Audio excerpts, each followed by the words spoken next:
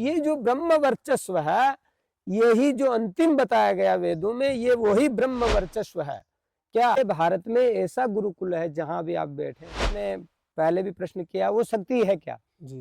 वो शक्ति होती ब्रह्मचर्य, ब्रह्मचर्य, ओज। ओज। वेदों में जिसे तेज कहा गया, जी जी। देवताओं से, इंद्र से, वरुण से, आदित्य से, यहाँ तक कि ग्रहों से, यहाँ तक कि पेड़ों से, अच्छा। यहाँ तक कि हवाओं से, आकाश से, पृथ्वी से, वीर्य और तेज ओज की रक्षा के लिए हजारों मंत्रों में प्रार्थना की गई। वो ब्रह्म ज्ञान आपको तभी दूंगा जब आप 1 वर्ष तक ब्रह्मचर्य का पालन करेंगे, अच्छा। तभी मैं वो आपको ज्ञान दे सकता हूँ। भगवान कृष्ण के समय वेद पढ़े जाते थे तो ऐसे पढ़े जाते थे, ओ कोई ऐसा है मंत्र है जिससे कोई अपने वीर, मतलब कहते हैं ना, वीर को बढ़ा सके, ओज को बढ़ा सके, तेज को बढ़ा हाँ सके? जी, ऐसे है। वो गुरु होना इन सबसे ज्यादा जरूरी है। जीवन का अगर कोई मुख्य काम है ना मनुष्य, प्राचीन काल में जो गुरुकुल थे जी उनकी एक शास्त्रोक्त पद्धति से वो गुरुकुल चलते थे। जी मान। पहले जो गुरुकुल थे वो ऋषियों, महर्षियों, अनेकों वैदिक विद्वानों के द्वारा, जी अनेक राम के विवाह में अनेक प्रकार के वाहन गए हैं। जी जी। पहले वाहन थे, आज भी थे। वो वाहन का जो कोड था आज वेदों में है, पर काया प्रवेश, दूसरे के शरीर में प्रवेश कर जाना।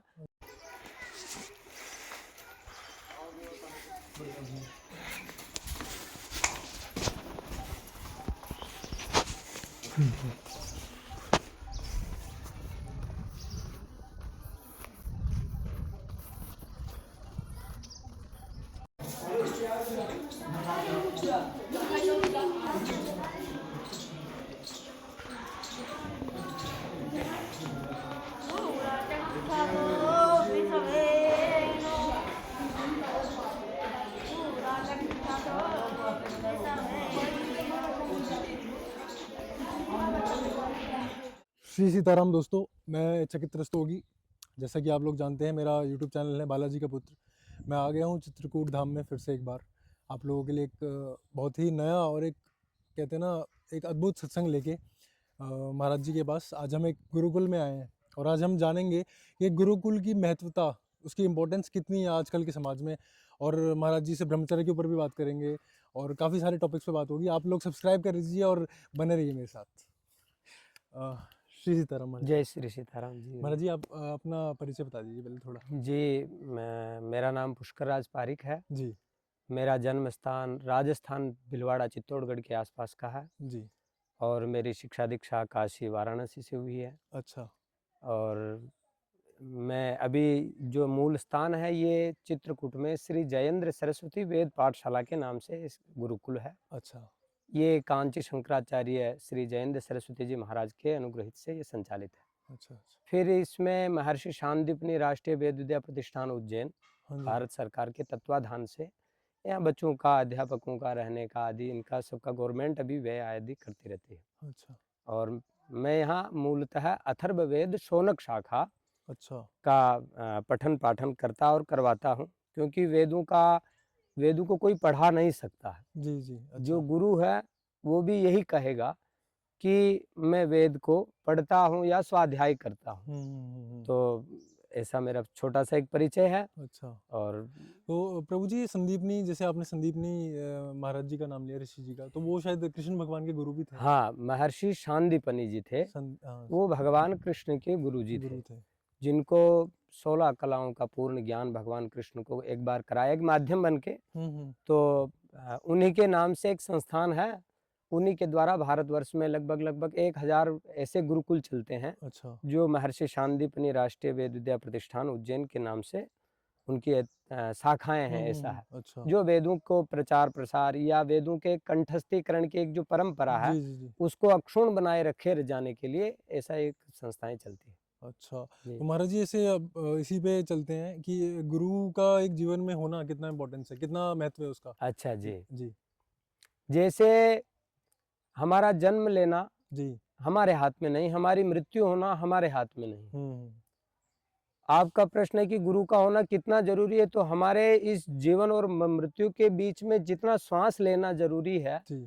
जितना अन्न ग्रहण करना जरूरी है, जितना जल पान करना जरूरी है, यहाँ तक कि जितना विवाह करना, बच्चे उत्पन्न करना, सोना, जगना, ब्रश मंजन करना, घूमना, खाना पीना, हगना, यहाँ तक कि जितने भी कार्य हैं जी सब जरूरी है। जी उसी प्रकार गुरु होना इन सबसे ज्यादा जरूरी है। जीवन का अगर कोई मुख्य काम है ना मनुष्य का, तो गुरु का होना जरूरी है। क्यों? अगर गुरु नहीं है तो उसको, उस व्यक्ति को ज्ञान नहीं होगा। ज्ञान बिल्कुल। नहीं होगा कि ये मेरे माता है या पिता है, जो लौकिक या सांसारिक ज्ञान भी जो होगा शुद्ध, बिना गुरु के नहीं होगा।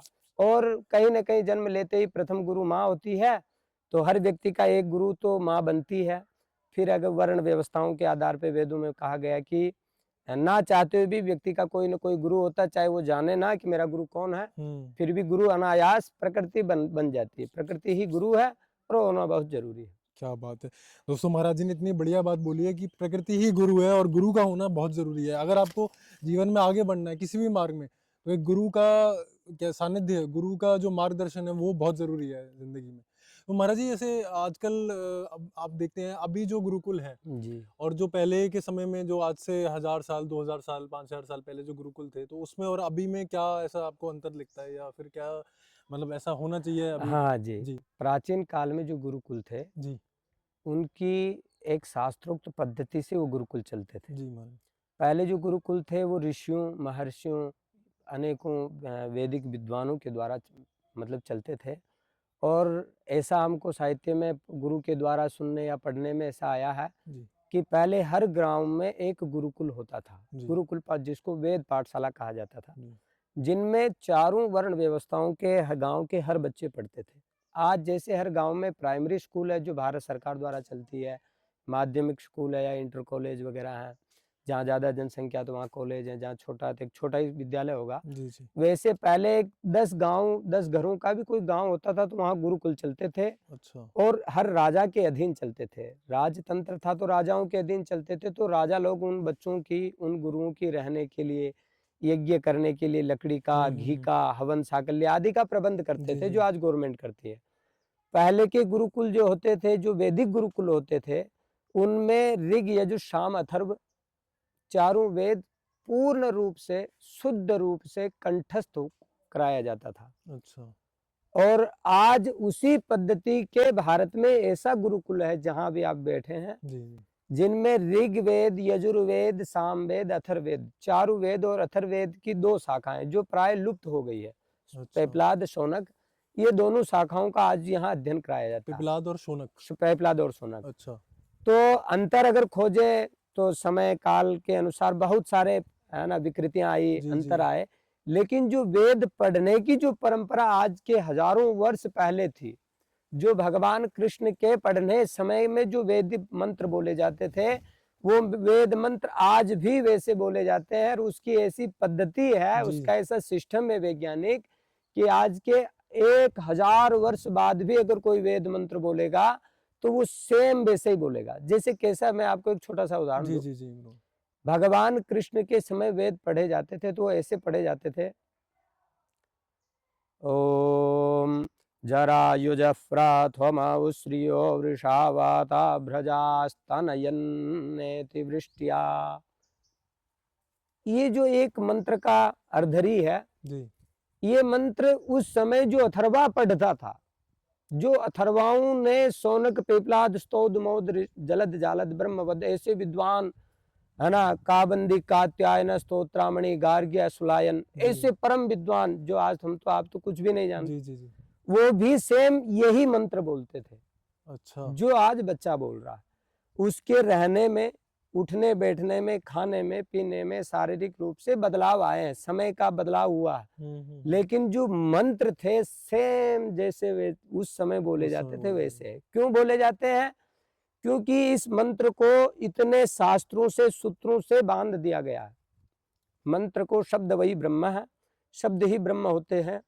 जैसे शब्द उस काल में बोले जाते थे सेम वही मंत्र है। अच्छा। आज जैसे मैं छोटा सा उदाहरण दूं, एक गाना सुनाऊं मैं आपको जी जी कि राधे अलबेली सरकार, जी जी। नया लगा, बच्चों को याद हो गया, हाँ। लेकिन मैं आपको मंत्र सुनाऊं, नमस्ते अस्तु विद्युते, नमस्ते स्तनयित नवे, नमस्ते अस्त्वस्माने ये नाडूडा से अस्यासी। जी ये मंत्र आपको याद नहीं हुआ। याद है। क्यों नहीं हुआ? उसमें भी वही 36 अक्षर हैं, हाँ। वही स्वर है, वही व्यंजन है जो उस काल में थे, आज भी हैं। हजारों काल बाद भाषा के शब्द वर्ण यही रहेंगे, तो फिर वो मंत्र आपको क्यों याद नहीं हुआ? तरीका चेंज हो गया। आपका काल, आपकी विचारधाराएं, आपका रहन खान पीन, ओढ़ना बैठना, आपने संस्कार छोड़ दिए हैं कि उसको एक्सेप्ट उसको करने ग्रहण कर की, सके, उसकी ग्रहण शक्ति, करने के लिए उसकी विषय शक्ति नहीं से है। शक्ति नहीं रही। वो हाँ, शक्ति आती कहाँ से? आपने पहले भी प्रश्न किया, वो शक्ति है क्या? जी, वो शक्ति होती ब्रह्मचर्य, ब्रह्मचर्य, ओज। ओज। वेदों में जिसे तेज कहा गया है। जी, जी। कहते भी हैं महाराज जी, ओज, तेज, प्राण, ऐसे मैंने सुना है हाँ, कि ये वेदों में हजारों प्रकार के ऐसे मंत्र हैं। जी, जी। वीर्या में तन्वाम पादौ वाञ्छाक्षौ, हजारों जगह है। जी, तेजोसी तेजो में धेहि, हजारों जगह देवताओं से, इंद्र से, वरुण से, आदित्य से, यहाँ तक कि ग्रहों से, यहाँ तक कि पेड़ों से, अच्छा, यहाँ तक कि हवाओं से, आकाश से, पृथ्वी से वीर्य और तेज ओज की रक्षा के लिए हजारों मंत्रों में प्रार्थना की गई है। अच्छा। हाँ, तो महाराज जी ऐसे ऐसा कोई मतलब ऐसा कोई ऐसा है मंत्र है जिससे कोई अपने वीर्य मतलब कहते हैं ना वीर्य को बढ़ा सके, ओज को बढ़ा सके, तेज को बढ़ा सके? हाँ जी, ऐसे है। वो जी। प्राचीन वैदिक पद्धतियां हैं। अच्छा, उनको जानने के लिए एक ऐसे अथर्ववेद की एक शिक्षा है, जी, जी, मांडू की शिक्षा, उसी के आधार पे उपनिषदें हैं वेदों में जी। 108। उसमें अथर्ववेद की मुख्यतः 3 उपनिषदें हैं, अच्छा, मुंडक, मांडुक्य उपनिषद, मुंडकोपनिषद और प्रश्नोपनिषद। प्रश्न उपनिषद। हाँ, उसमें एक उपनिषद में प्रश्न कहा गया है कि अनेक ऋषि भगवान शौनक के पास जाते हैं, जी, कहते हैं प्रभु वो ब्रह्म ज्ञान हमको प्रदान करिए, वो है क्या जिसके लिए पूरा संसार जगत परेशान रहता है, फिर जीव जन्म क्यों लेता है, ईश्वर की इच्छा तो फिर दुख क्यों पाता है। ऐसे अनेक प्रश्नों का लास्ट में निचोड़ निकला है कि व्यक्ति अपने कर्मों से दुखी होता है, कर्मों से परम गति को पाता है। तो फिर ये कर्म बिगड़ते कहाँ से हैं? तो कहीं ना कहीं मैटर आया, अपने तेज में, वीर्य में, ओज में कमी होने के कारण ईश्वर तक वो पहुंच नहीं पाता, वो पेड़ पौधा की तरह सूख जाता, वो जीव सूख जाता। जी। तो भगवान शौनक ने उन ऋषियों से एक ही उत्तर दिया कि मैं वो ब्रह्म ज्ञान आपको तभी दूंगा जब आप 1 वर्ष तक ब्रह्मचर्य का पालन करेंगे, अच्छा, तभी मैं वो आपको ज्ञान दे सकता हूँ। अच्छा। मतलब पहले कोई भी शिक्षा लेने के लिए ब्रह्मचर्य व्रत बहुत जरूरी था, है। उसके उतनी वो शक्ति तो है, क्षमता क्षमता बढ़ाने तो है। के लिए। अब आज हम कहते हैं कि गुरुजी बीमार हैं, हमारा कल्याण हो जाए। भाई वैसे आपकी विचारधाराएं नहीं कि हम आपसे कनेक्ट हो पाए। हाँ, आपके प्रश्नों को व्यक्ति अपने प्रश्न कब करता है? जैसी उसकी भाव होती भाव है, जैसी उसकी इच्छाएं होती है। प्रश्न कितने हैं ऋषियों ने जाना था, इसीलिए प्रश्न कहीं विरुद्ध ना हो शास्त्र, इसलिए उन्होंने एक तर्क शास्त्र नामक एक ग्रंथ लिख डाला अच्छा, कि प्रश्न भी उचित हो हाँ जी, और उनके उच्चार भी मर्यादित हो, जो जगत कल्याण के लिए ऐसा हो। और ब्रह्मचर्य की तो बहुत सारी अनेक प्रार्थनाएं वेदों में, जैसे स्तुता मया वरदा वेद माता प्रचोदयन्ताम पावमाने द्विजानाम आयु प्राणम प्रजाम पशुम कीर्तिन द्रवीणम और ब्रह्म वर्चसम।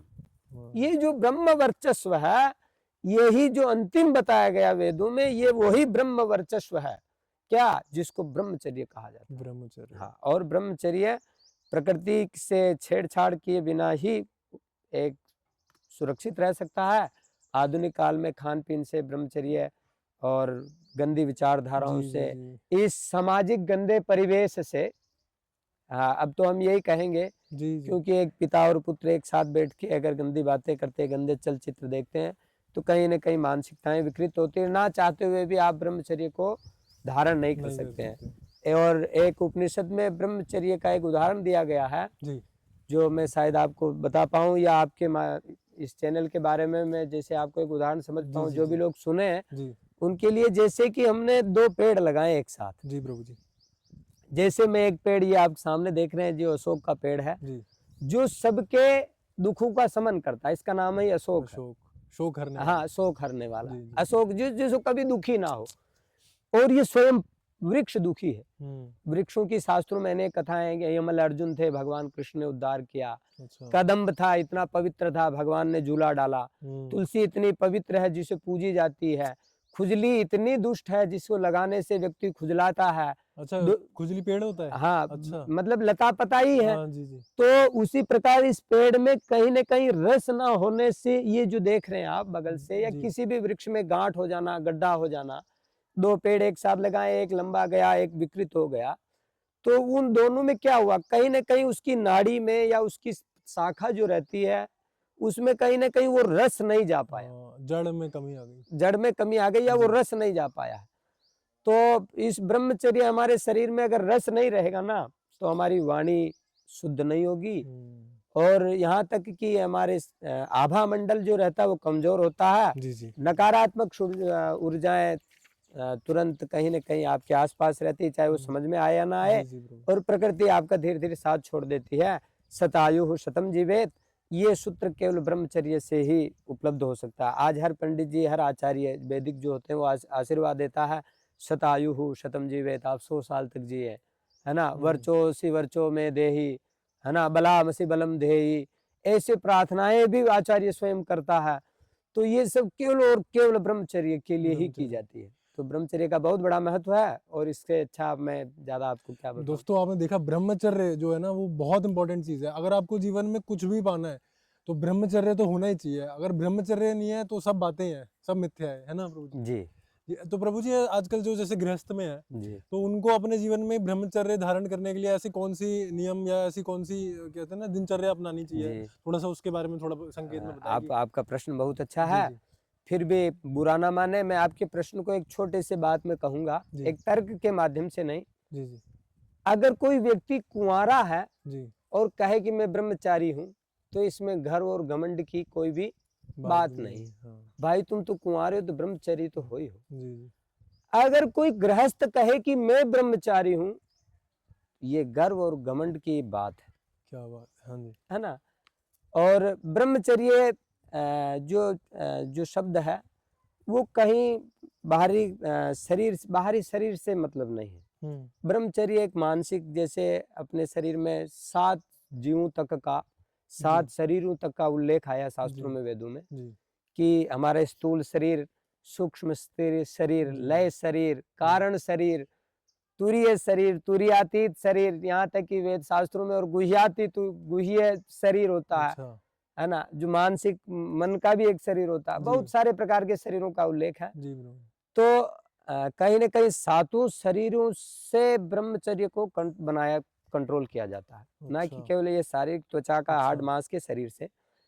इसको आप बचाएँगे, मन से कहीं न कहीं भोग करते हैं, कहीं खाने की इच्छा रखते हैं, हुँ, हुँ। चटपटा खाएँगे, अच्छा। है ना? ये भी एक भोग ही हुआ ना, हुँ, हुँ, हुँ। कहीं तो न इससे भी ब्रह्मचर्य खंडित होता है? यही है, ब्रह्मचर्य बनता किससे है? अच्छा। अन्न से ही, जी। अन्नम वही, कैसे रहना चाहिए समाज के प्रति, माता के जी, जी। प्रति, पिता के प्रति, इसकी नियमावली जो है वो वेद है। वेद है। तो पर महाराज जी, आजकल तो जैसे अब जो आपने देखा होगा कॉन्वेंट स्कूल जो बन गए हैं आजकल जी। शहरों में, अलग-अलग शहरों में कॉन्वेंट हो गए, या हुँ। जो उसकी मतलब जो अब जी, अंग्रेज़ों की शिक्षा ही पढ़ा रहे हैं बेसिकली। जी। तो सीबीएसई बोर्ड हो गया, ये जो भी है, हाँ। तो उसमें तो ये सब चीज़ें सिखाई नहीं जाती हैं आजकल। तो वो फिर वो बच्चा कैसे आगे बढ़ेगा? उसको तो ज्ञान ही नहीं है इन सब चीज़ों का। उन बच्चों को देखिए और आपको मतलब ये तो जी। बहुत चिंता का विषय है, क्योंकि मेरे हिसाब से 95% हिंदू जो हैं हमारे, या कोई भी है, तो वो तो ये तो ज्ञान ले ही नहीं रहे हैं। तो वो आगे अपनी संस्कृति आगे कैसे बढ़ेगी फिर? वो कैसे मतलब आगे बढ़ पाएँगे? वो तो जीवन में किसी भी मार्ग में, हाँ, और देखिए, आजकल जैसे डिप्रेशन भी बहुत हाँ, हो रहा है। बहुत, बहुत, बहुत, जी, जी बहुत। महाराज। सबसे महत्वपूर्ण बात है साहब, कि समाज ने वेदों में जो उल्लेख 16 संस्कार है ना, जी ब्रो। उनको त्याग दिया, और वहाँ से विकृति आ गई। पहली विकृति, जैसे 16 संस्कार, नामकरण, गर्भाधान, पुंसवरण, यज्ञोपवीत और विवाह, जी, है ना? मुंडन आदि बहुत सारे संस्कार हैं, शास्त्रोक्त हैं, 16 तो है ही है मुख्य। जी ब्रो। तो आज केवल व्यक्ति 2-3 संस्कार करता है। एक तो जन्म संस्कार ना चाहते हुए भी हो जाता है, हुँ, विवाह संस्कार अपने ऐश आराम और अभिलाषिता के लिए करता है, और दाह संस्कार समाज जबरदस्ती कर देता है। इन 3 संस्कारों के अलावा हुँ। 13 संस्कार लुप्त हो गए साहब, अच्छा। और यहाँ से विकृति आ गई। इसलिए हम आज के जो समाज के लिए, मेरा तो एक छोटा-सा निवेदन है समाज से, कि कहीं न कहीं हर व्यक्ति को वेदों को समझना चाहिए। वेद की एक प्रति कोई प्रति नहीं है, वेद एक जी, जी। शास्त्र है, विग्रह है, शिव का स्वरूप है ना। पाषाण की जगह आप उस शब्दमय स्वरूप ईश्वर को आप घर में लाके विराजमान रखें, तो शायद आपका बच्चा जन्म लेगा तो पूछेगा कि पापा ये कौन सा शास्त्र है, तो आप बता पाएंगे बेटा ये वेद है, तो वो जानेगा कि वेद क्या है, इतना तो जानेगा। आज मतलब अब कम से कम अपने घर में लाके तो रखें अपने वेदों लाके, को। जी, तो पहले हर गांव में गुरुकुल होते थे, जी, और आज जो लगभग यहाँ सब विद्यार्थी जो वेद पढ़ते हैं, अब तो भारत सरकार बहुत ध्यान देती है वेदों के प्रति। जी। सहस्र साम है, 1000 शाखाएं थी सामवेद की, अच्छा, 3 बची साहब, 997 लुप्त हो गई। 9 अच्छा। शाखाएं थी अथर्ववेद की, 7 लुप्त हो गई, 2 बची। शाखाएँ प्रभु जी क्या होता है? शाखाएं वेद को बोलने की विधा, विधा। जैसे मंत्र सन्नो देवीरभिष्टाय आपो भवन्तु पीतये सयोरभिश्रावन्तु नः, ये एक मंत्र हुआ। जी, इसमें प्रार्थना जल से अच्छा। कि देखिए समाज के लिए एक छोटा सा कह दूं, जल से प्रार्थना वरुण से जी, कि सबका कल्याण करे, ऐसी प्रार्थना की गई। लेकिन सन्नो देवीरभिष्टाय आपो भवन्तु पीतये, मंत्र यही है, अक्षर यही है, स्वर चेंज हो जाएगा। एक सामवेद में सन्नो देवी ऐसे गा के जो बोला जाता है वो अच्छा, साम हुआ। अच्छा। सन्नो देवीरभिष्टाय आपो भवन्तु पीतये। इस मंत्र को 1000 प्रकार से बोला जाता है। अच्छा, बोलने की विधा या एक परंपरा, जी, प्राचीन की इस मंत्र को 1000 प्रकार से कर्म किया जाता है। जी, 1000 प्रकार के जानने वाले लोग हैं। जैसे आज हम पानी को केवल इतना ही जानते समाज की पानी केवल प्यास बुझाने में काम आता है, जी प्रभु। लेकिन पढ़े लिखे लोग ये भी जानते हैं कि पानी आग बुझाने में भी काम आता है। हुँ, दूसरा व्यक्ति ये भी सोचता है कि नहीं नहीं पानी से संध्या और अमृत भी बनता है। तीसरा ये सोचेगा कि नहीं जल देवता ये सूर्य अर्घ में भी काम आता है। अब बहुत सारे लोग नहीं जानते कि सूर्य अर्घ में भी जल काम आता है। जी, बहुत सारे लोग ये नहीं जानते कि अमृत त्रिअमृत करते हैं, केशवाय माधवाय नारायणाय। नारायण। आत्म शुद्धि के लिए केवल वो जल और मिट्टी ही है, अच्छा, जल से ही अग्नि की उत्पत्ति है। अब जो नहीं जानता कहे हंसेगा, अरे जल से अग्नि कहाँ से उत्पन्न होती है गुरुजी, चूतिया बना रहे हैं। पढ़ो जानो कि जल से, और जल से पंच ये जो चीन है ना, पृथ्वी जल तेज जी, वायु जी। आकाश, ये एक से एक ही निकले हुए हैं, अच्छा, है ना। तो जल को जितना जानेगा उतना ही होगा। तो उस समय वेदों को इतने प्रकार से लोग जानते थे, आज केवल वेदों को 2-3 प्रकार से लोग जानते हैं। वेद क्या है? पहले आज एरोप्लेन है, जी प्रभु। पुष्पक विमान पुष्पक था। विमान था। क्यों लोग इतना, बहुत सारे लोग आए पहले कि महाराज जी और कोई बता दीजिए पुष्पक विमान के अलावा। अरे भाई पढ़ो रामचरितमानस, जी, अनेक राम के विवाह में अनेक प्रकार के वाहन गए हैं। जी, जी। आप पढ़ो शिव पुराण, भगवान शिव कैलाश पे थे, नाना वाहन लेके उड़ रहे हैं लोग। और पढ़ो शास्त्र को भाई, अपने परशुराम जी थे मन से उड़ जाते थे, अच्छा, मन से, मन की गति थी। हनुमान जी थे जी, केवल राम नाम वाहन लेके उड़ जाते थे, उनका क्या ऐसा बात है। वाहन था दिखता ही नहीं था। दिखता ही नहीं था, राम नाम न लेके उड़ जाते थे। राम नाम वाहन लेके उड़ जाते थे, वाहन ही नहीं दिखता था। हमारी चर्म चक्षु से ऐसा भी वाहन था जो दिखता नहीं था। तो हनुमान जी के पास वाहन भी था? अरे वाहन ही था तभी तो उड़ जाते थे वो। अच्छा, तो ये तो बहुत ही आपने। अच्छा देखिए पनडुब्बी है, समुद्र में चल रही है, हमारी चर्म चक्षु देख पाएगी क्या नहीं। उसको? नहीं देख पाएगी। पहले वाहन थे, आज भी थे। वो वाहन का जो कोड था आज वेदों में है, पर काया प्रवेश, दूसरे के शरीर में प्रवेश कर जाना। अच्छा, मारीच आदि सुबाहु कर गए थे, अच्छा, अपने ही सेना को राम जान के मार पा रहे थे। सब हाँ, सब थे वेदों में, सब थे। भगवान राम ने वो मोहिनी मारी कि अगला उसी को अग्निर्न शत्रुन प्रत्येतु विद्वान प्रातित, जो जानता है अग्नि या शत्रु, अग्नि के द्वारा शत्रु को दहन कर सकता है। अब बताइए अग्नि से शत्रु दहन कैसे होता है? जी, अग्न्यास्त्र मारते थे, अग्नि से शत्रु दहन होता था। अच्छा, आज भी वेदों में है। सिस्टम वही कि हमारे अंदर वो ब्रह्मचर्य नहीं रहा। ब्रह्मचर्य मंत्र नहीं। सिद्ध है, स्वयं सिद्ध नहीं हो पाए। वेदों के ज्ञान को लोगों ने विकृत कर दिया। बाकी ज्ञान कांड, उपासना कांड, धर्मकांड कर्मकांड जिसको सब जानते हैं। लोग कहते थे गुरुजी कर्मकांड करावे का है। अरे का कर्मकांड करावे का, तुम्हारे कर्म सुधार कांड तो तुम पहले ही किए हो। तो प्रभु जी जैसे अभी कर्म कांड की जैसे आपने बात करी, तो मैं ये पूछना चाह रहा था, जैसे अब कोई गृहस्थ पूजा उपासना करवाता है, जी तो उसके लिए एक गृहस्थ के लिए जो पूजा करवा रहा है, जी, जो अनुष्ठान करवा रहा जी है, जी उसके लिए ब्रह्मचर्य और कहते हैं ना सात्विक भोजन, ये कितना इम्पोर्टेंट है उस समय, जी उस काल में? बहुत सुंदर। जी जो गृहस्थ है तो उसको ब्रह्मचर्य जितना आपने कहा कि कितना जरूरी है, जी जी तो मैंने आपको पहले बताया कि जैसे कुंवारा है तो कोई गर्व की बात नहीं, तो विवाह हुआ केवल अपने पत्नी का ही पति बन के रहे। हाँ पति के तो बहुत सारे अर्थ हैं आज के समय में, हस्बैंड वाइफ, तो वो जो हस्बैंड बना रहे वो सबका बैंड ना बना रहे, वो अपने ही केवल हक का बना रहे, तो वो ब्रह्मचर्य गिना जाता। शास्त्रोक्त है कि संतान उत्पत्ति या अपने वंश के चलाने के लिए एक शास्त्रोक्त जो जी नियम है कि हमको कैसे रहना चाहिए शास्त्रों में है। मैं खुल के नहीं कह सकता हूँ, कुछ बच्चे भी, कुछ माताएं बहनें भी शायद कभी आपके द्वारा सुने बहनें, जी जी एक सिस्टम रहता है जो शास्त्रोक्त। हमारे माता पिता जैसे रहते थे ना, हमको वैसे रहना। हमको विवाह से पहले अगर हमारा सगाई हो गया है, रिश्ता पक्का जिसे कहा जाता है, तो विवाह से पहले उस कन्या का चेहरा नहीं देखा जाता था अच्छा पहले।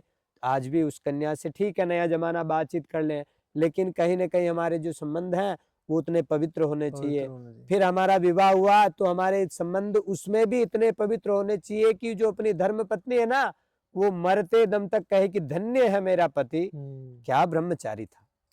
ब्रह्मचारी मैंने कहा ना, मन से, एक अंदर से उत्पन्न होता। ब्रह्मचारी कहने से या लंगोट लगा लो और मैं ब्रह्मचारी हूं, तो नहीं। वो अपने आप कहीं ना कहीं प्रकृति आपका शोषण करेगी, तभी तो आपकी मृत्यु। जन्मना जायते है, शूद्र है, सब शूद्र है, और जाते से वो ध्रुवो मृत्यु, जन्म होते ही मृत्यु निश्चित है। तो ये मृत्यु कहीं ना कहीं ब्रह्मचर्य स्खलित होगा, तभी आपकी मृत्यु है। तो एक कहीं ना कहीं जीवन मरण को चलाने के लिए भी गृहस्थ जीवन जरूरी है। जी जी गृहस्थ संतान उत्पत्ति नहीं होगी तो इस फिर पूरे 4 वर्णों जो आश्रम व्यवस्था बनी है, उसमें सबसे कठिन और सबसे जो महत्वपूर्ण आश्रम है ना, वो गृहस्थ आश्रम है साहब। जी ब्रह्मचर्य आश्रम कोई बहुत बड़ी बात नहीं, पहले आप 10-12 साल तक तो समझे ही नहीं है, समझेंगे। तो इसमें ब्रह्मचर्य की क्या बात है। आप में बनाई नहीं, अभी तो मशीनें तैयार हो रही तैयार है नहीं अंदर हुई। की, तो आप क्या फैक्ट्री से माल निकाल लोगे। तो आजकल तो महाराज जी जैसे सुनने में आता है, आजकल तो पहले ही मतलब 12 साल 15 साल में तो आजकल, मतलब मेरे बोलना नहीं चाहिए, हाँ हाँ, ऐसे तो ब्रह्मचर्य से आपने वो सुना पथ भ्रष्ट हो जाता है, हाँ जी। उसको शास्त्र में पथ भ्रष्ट कहा गया। आज लोग कहते हैं ना पथ भ्रष्ट हो गया सारा। और छोटे छोटे बच्चे महाराज जी आजकल हाँ, सुसाइड कर रहे हैं, वो कर रहे वो हैं सब। पथ भ्रष्ट हो जाते हैं। पथ भ्रष्ट कहाँ से होते हैं, मैंने आपको कहा ना, जी संस्कारों से विहीन समाज कहीं ना कहीं ऐसे ही यातनाओं से। जैसे अभी हमने सुना एक दिल्ली में छोटे छोटे बच्चे, ऊपर से छत से 3 बच्चे बहनें, उनका एक शौक था कि हम कोरिया, कुछ शायद मुझे ऐसा समझ में आया कि कोरिया एक देश है, हाँ जी हाँ तो जी वहाँ के लोगों को पसंद करने लगे थे मोबाइल आदि से देख के। तो कहीं ना कहीं वो दोष उसके माता पिता का है। मेरा हाँ मेरा एक मानना, उनके माता पिता भी सुने तो बुरा ना हाँ माने, जी जी लेकिन मैं उनके दुख में शामिल हूँ। मैं भी गृहस्थ हूँ, मेरे भी बच्चे हैं। अगर मैं उन पे ध्यान नहीं दूंगा, मैं जी उनकी शिक्षा पे ध्यान नहीं दूंगा, मैं उनको मॉडर्न ज्यादा बनाने के चक्कर में, मैं समाज में उनको गंदा दिखाने के चक्कर में, अगर मैं कहूँ नहीं नहीं मेरा बच्चा चोटी नहीं रखेगा, ये कितनी बड़ी बुरी बात है। लेकिन यहाँ चोटी रख लेगा, यहाँ लंबी चोटी जी रख के कलर करवा लेगा, यहाँ 2 चोटियां रख के लटका के कलर करा लेगा, उसको फैशन माना जाएगा। फैशन माना है। वही अगर यहाँ चोटी रख के गटान मार ले, मैं आपको दावे के साथ कहता हूँ साहब, मैं वेद का बहुत भगवान का ऋणी हूँ जी जी कि संसार में जो व्यक्ति सिखा रखता है वो कभी आत्महत्या नहीं करता। कोई भी अच्छा व्यक्ति सिखा रखा होगा, उसके परिवार में जब तक वो जीवित होगा ना, कभी कोई आत्महत्या ही नहीं करेगा। तो इतना महत्व इतने शिक्षा। संस्कार हैं, मुंडन अच्छा संस्कार ये इसीलिए सिखा के लिए रखा गया। ये आपको ऊर्जा देगा, ये सकारात्मक ऊर्जाएं देगा शिखा रखने से। जी। अच्छा यज्ञोपवीत से आप हीन हो गए, यज्ञोपवीत संस्कार है। जनेऊ जिसे हाँ, कहते हैं। जनेऊ जी से कहा जी गया। अरे भाई, पहले के आश्रमों या शास्त्रों को, कई आपसी मतभेदों को भी छोड़े बाबाओं के, जी जी तो यह है कि चारों वर्णों के लोगों को यज्ञोपवीत पहनने का विधान तो नहीं था, लेकिन 3 तो पहनने का शास्त्र छूट दे ही रहा। लेकिन कहीं न कहीं ऐसा कहा कि कर्म से व्यक्ति ब्राह्मण होता, कर्म से क्षत्रिय होता, ठीक है। तो फिर शूद्र को भी यज्ञोपवीत, मैं तो कहता हूं कि अगर आज कोई व्यक्ति 25 वर्ष तक हर बालक हिंदुस्तानी सनातनी यज्ञोपवीत पहने ना साहब, उसके जीवन में 90% दुख अपने आप नष्ट हो जाएंगे। केवल यज्ञोपवीत पहन ले, ये ब्रह्म सूत्र पहन ले। बहुत सारे प्रश्न उठते हैं, गुरुजी मैं नियम नहीं रख पाता हूँ। अरे पहन तो, नियम अपने आप आएंगे। अच्छा। ये यज्ञोपवीत का तेज है, ये यज्ञोपवीत की कृपा है कि आप धीरे धीरे धीरे धीरे अपने आप शुद्ध हो जाएंगे। तो महाराज जी, अगर किसी गृहस्थ को, अब जैसे कोई ऐसे, जैसे मेरे लिए मान जी। लीजिए, कोई भी है जैसे 20-22 साल का है, कोई 30 साल का है, तो उसको अब यज्ञोपवीत अगर पहनना है तो उसके लिए क्या कुछ नियम वगैरह है? हाँ, शास्त्र नियम देता है कि अगर आपने भूलवश आपने यज्ञोपवीत नहीं किया, जी, देखिए जी। यज्ञोपवीत क्या है, ब्राह्मण बालक 7 से 8 वर्ष के 2 सूत्र मिलते हैं कि जी। 7 से 8 वर्ष का पुत्र हो ब्राह्मण का, यज्ञोपवीत कर देना चाहिए। क्षत्रिय का भी उल्लेख है कि 11 से 12 हो, कर देना चाहिए। 12 से 13-14 हो, वैश्य का भी हो जाना चाहिए। चतुर्थ आश्रम अच्छा। वानप्रस्थ आदि होते हुए क्षुद्र भी यज्ञोपवीत आदि धारण कंठी के रूप में यज्ञोपवीत को ही यज्ञोपवीत मान के गले में, वामांग दायांग नहीं पहनता है, लेकिन शास्त्र छूट देता है कि कंठी आदि शूद्र लास्ट में भी सेवा भाव करते हुए आश्रमों में गुरु कृपा से लेके पहन सकता है। तो कहीं ना कहीं मेरा मानना है कि चारों वर्णों को यज्ञोपवीत पहनने का उल्लेख है, समय के अनुसार, काल के अनुसार। लेकिन एक गृहस्थ को यज्ञोपवीत की नहीं पहन पाया, उस अवस्था में नहीं जानते थे आज के समाज के लोगों को कि कोई अच्छा सर्वार्थ सिद्धि सुयोग, अपने मोबाइल आदि समाज है तो मोबाइल में गंदे ब्लू फिल्म आदि आदि ना देखें, जी, जी। अच्छी चीजें देखें और ये पूछें कि सर्वार्थ सिद्धि सुयोग किस दिन है, अच्छा। आपको बता देगा मोबाइल। आजकल तो पंचांग भी हाँ, आता है उसमें। पंचांग आदि भी आते हैं, कहीं नहीं तो हजारों एस्ट्रोलॉजर, हजारों मेरे भाई ऐसे ब्राह्मण हैं जी। जो बताते हैं कि आज ये तिथि, आज ये नक्षत्र, आज ये योग है। अरे भाई, गूगल खोलते ही ऊपर तिथि वार नक्षत्र आता। अगर आपकी मानसिकताएं अच्छी है तो आपका मोबाइल भी बिना कहे बताता है। आपने अगर हिंदी जाना, हिंदी वॉलपेपर लगाया तो उसमें सोमवार मंगलवार लिखा रहेगा। हाँ। आप धीरे धीरे वारों को जानेंगे, जी। तिथि को, स्वयं पंडित हो जाओगे, स्वयं जानने लगोगे। ये यज्ञोपवीत आदि कर्मों का, इन 16 संस्कारों का स्वरूप है। फिर अगर आप पहनना चाहते हैं तो बसंत पंचमी, किसी ग्रहण काल बीत जाने के बाद जी। कहाँ पहन सकते हैं? अश्वत्थ वृक्ष के नीचे, किसी गुरु सानिध्य में, किसी आचार्य, किसी वैदिक के, कुछ भी कोई ना मिले तो भगवान शिव को परम गुरु माने, बसंत पंचमी के दिन यज्ञोपवीत भगवान को पहनाए और फिर उसको उतार के अपना नहा धो के दूध आदि 3 आचमन करें। दूध का पंचगव्य है, गोमूत्र, गोबर, दूध, दही, घी, इनका आचमन करें, ये क्षौर कर्म कराएं, सीखा रखें, भगवान शिव को माने। और 6 सूत्र की अगर आप विवाह से युक्त हैं तो 6 सूत्र की, 3-3 सूत्रों की, 6 सूत्र की यज्ञोपवीत धारण करें और उसका नियम रहे कि हम शौच आदि नित्य क्रियाओं में जाएं तो उसको नाभि से नीचे ना रहे। अच्छा। ऐसे उसके बहुत सारे नियम रहते हैं, तो रखना चाहिए। नहीं भी रखते हैं तो फिर भी उसको, जैसे कई दाह संस्कार आदि में जब गए हैं तो फिर उसको आप बदलिए, या फिर आपके घर में कोई नया मेहमान आया हो, बच्चा पुत्र आदि हो, और उस घर का अन्न जल आपने ले लिया, किसी के यहाँ अपशिष्ट भोजन आपने ग्रहण कर लिया हो तो उसको खंडित मानी जाती है, उसको बदल लीजिए। बाकी आप रखे रहिए, 2-4-10 दिन पहनिए साहब, अपने आप आपका जीवन बदल जाएगा। आप अपने आप चाहेंगे कि नहीं मैं खड़े होके मुँतू ना। देखिए, मैं तो बाबा आदमी, सीधा बात बोलता हूँ कि आप यज्ञोपवीत पहनोगे तो 10 दिन 11 दिन के अंदर आपके अंदर अपने आप आएगा कि मैं खड़े खड़े ना मुँतूं। अच्छा। आप यज्ञोपवीत पहनिए, अगर आप अभक्ष्य चीजें खाते हैं तो 10-11 दिन में आपकी आत्मा, मन, बुद्धि, चित्त, अहंकार, ये अंतःकरण 4 सॉफ्टवेयर हैं इस पूरे बॉडी के, तो ये आपको बताएंगे कि भाई ना खा ना खा। गारंटी है कि 10 दिन आपका मन और आपकी बुद्धि आपस में लड़ेगी, 21 दिन के अंदर अंदर आप अभक्ष्य पदार्थों को खाना बंद कर देंगे।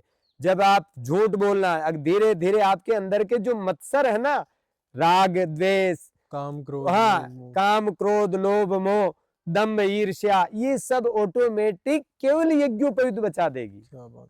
दोस्तों, महाराज जी ने कितनी बढ़िया बात कही है कि यज्ञोपवीत के इतने सारे फायदे हैं कि गृहस्थ को और सभी वर्णों को पहनना चाहिए। बिल्कुल बिल्कुल पहनना चाहिए साहब। मैं मतलब यही कहना चाहूंगा, एक तो महाराज जी ने बताया ब्रह्मचर्य। अब जैसे महाराज जी आपने बोला 60 कितना बताया, 600 दिन लगते हैं। हाँ, 600 दिन, मैंने तो 40 दिन का ही पढ़ा था। 40 दिन में 1 बूंद। अच्छा। ये भी आपने पढ़ा सही है। हाँ। ये 40 दिन में कितने? 1 बूंद। 1 बूंद। भाई एक बार के संसर्ग में कितनी बूंदे हैं, नाप ओहो। लेना यार। मतलब 600 दिन रहे तब जाके कहते हैं कि पूर्ण संतान के हाँ। लिए, तो ये देखिए- आजकल तो कोई मतलब ही नहीं है उससे। भाई साहब जी। वाणी को, मेरे शब्दों को थोड़ा नहीं क्षमा नहीं करें। नहीं, ब्रह्मचर्य नहीं है ना, तो फिर ये आपका पिंड सूखा है। चाहे आप क्रीमें लगा के कितने भी गोरे कितने रहे, गोरे हो जाओ। है ना, आपको देखते ही आपकी आभा, जो ऊर्जावान होगा वो हजारों की भीड़ में अलग दिखेगा, जी। ऑटोमेटिक। ईश्वर कहीं ना कहीं, प्रकृति उसका सहयोग करने सहयोग कर रहे हैं। शुरू कर देगी। बिल्कुल बिल्कुल, इसमें बताना या इसमें ढिंडोरा पीटने की तो नहीं, कोई नहीं, बात ही नहीं, नहीं नहीं। है।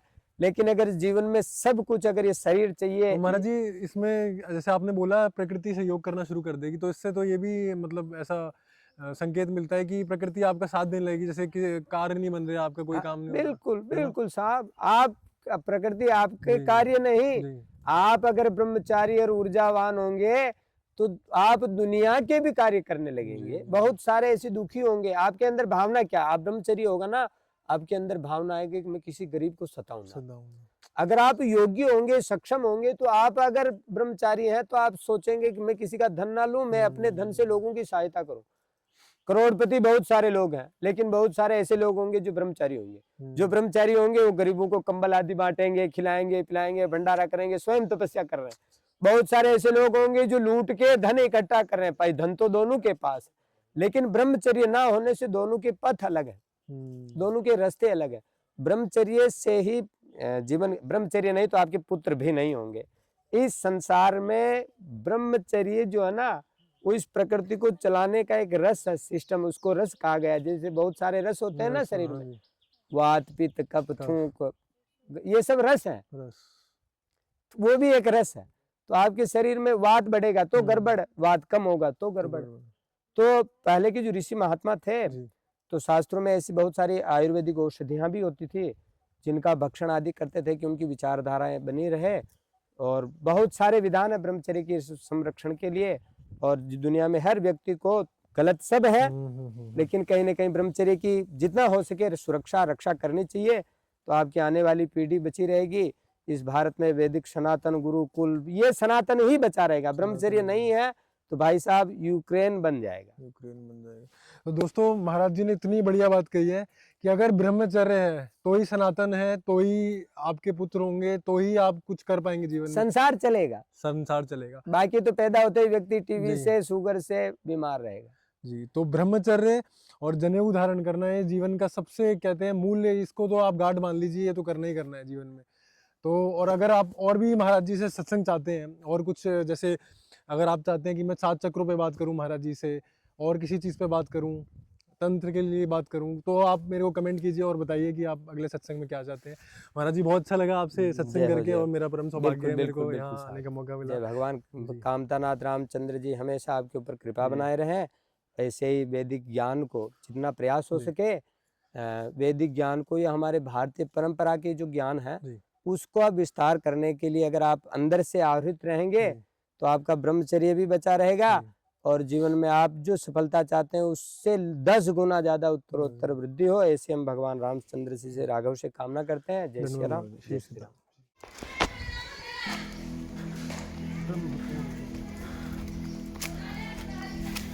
बढ़िया बना वीडियो। जी बहुत बढ़िया। जैसे आप प्रश्न कर रहे थे ना, हाँ जी, हाँ जी। कुछ उत्तर मिल रहा था, बढ़िया।